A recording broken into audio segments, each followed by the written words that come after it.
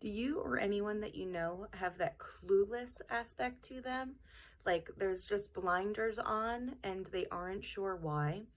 I just did this healing on it today, and it was really interesting because the cluelessness, if you know somebody, you probably find it annoying.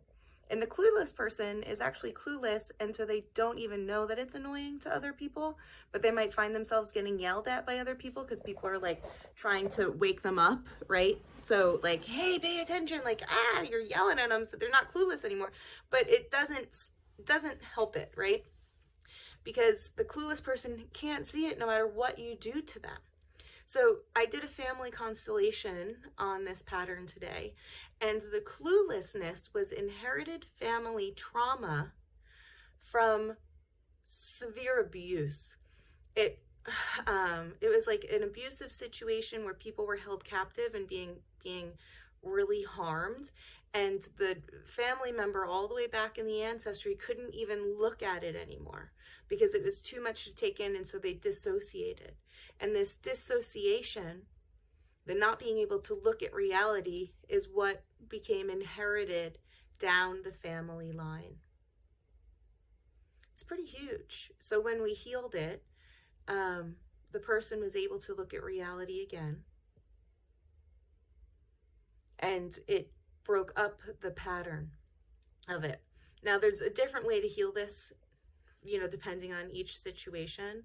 For this situation, even though this ancestor was in this terrible, tragic situation, so it was kind of like what it would be like to be in a concentration camp where you're seeing people being tortured and dying all around you and not having power to do anything, and there's these perpetrators that are disconnected from their heart that are also kind of clueless and not paying attention. But it wasn't a concentration camp scenario, it was something else that I was looking at, but the similar pattern and picture, right?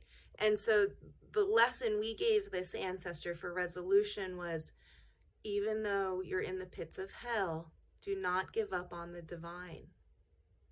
It is possible to walk through the pits of hell, even to be killed in the pits of hell, and to keep peace in your heart.